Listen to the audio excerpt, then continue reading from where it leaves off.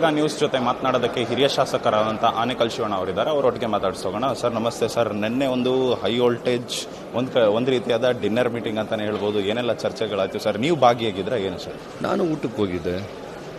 ಎಲ್ಲ ಶಾಸಕರು ಆಲ್ಮೋಸ್ಟ್ ಅವರು ಇವರು ಅಂತೇನಿಲ್ಲಪ್ಪ. ಇಲ್ಲಿ ಎಲ್ಲ ಶಾಸಕರುಗಳಿಗೂ ಕೂಡ ಆಮಂತ್ರಣ ಅವರು DCC ಅಧ್ಯಕ್ಷರು ಅವ್ರ ಮಗ ಅವ್ರು ಕೊಟ್ಟಿದ್ರು.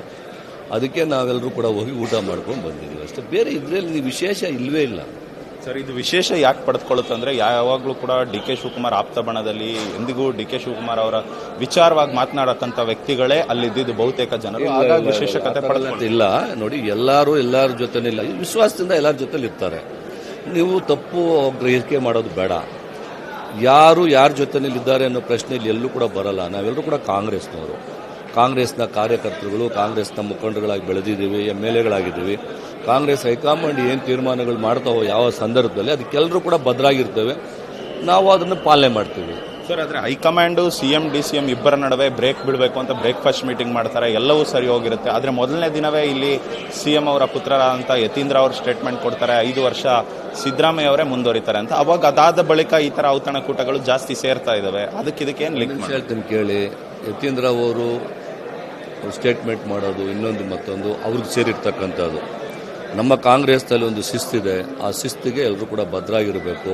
ಅವ್ರು ವೈಯಕ್ತಿಕವಾಗಿ ಅವ್ರಿಗೆ ಏನು ಅಭಿಪ್ರಾಯ ಇರ್ತದೆ ಅದನ್ನು ಮಣ್ಣೆ ಮಾಡ್ತಾರೆ. ಅದ್ರಲ್ಲಿ ನಾವು ತಪ್ಪು ಅಂತ ಹೇಳಲಿಕ್ಕೆ ಸಾಧ್ಯ ಇಲ್ಲ. ಅವ್ರಿಷ್ಟ ಅದು, ನಾವೇನು ಮಾಡೋಕ್ಕಾಗ್ತದೆ. ಇವಾಗ ನಾವು ನಮ್ಮ ಒಂದು ಊಟಕ್ಕೆ ಕರೆದಿದ್ದಂಥ ಸಂದರ್ಭದಲ್ಲಿ ಊಟಕ್ಕೆ ಹೋಗಿ ಬಂದಿದ್ದೀವಿ.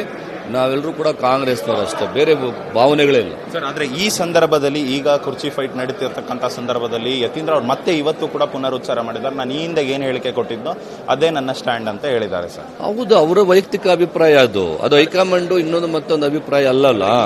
ಹೈಕಮಾಂಡ್ ಏನು ತೀರ್ಮಾನ ಮಾಡುತ್ತೋ ಅದಕ್ಕೆ ನಾವೆಲ್ಲರೂ ಕೂಡ ಭದ್ರಾಗಿರಬೇಕು. ನಾವೆಲ್ಲರೂ ಕೂಡ ಅದನ್ನ ಒಪ್ಕೋಬೇಕು ಸರ್. ಆದ್ರೆ ಇದೆಲ್ಲ ವಿಪಕ್ಷಗಳಿಗೆ ಅಸ್ತ್ರ ಮಾಡಿಕೊಟ್ಟಂತ ಆಗ್ಲಿಲ್ವಾ? ಎಲ್ಲೋ ಒಂದ್ ಕಡೆ ಅಸ್ತ್ರ ಇಲ್ಲಪ್ಪ.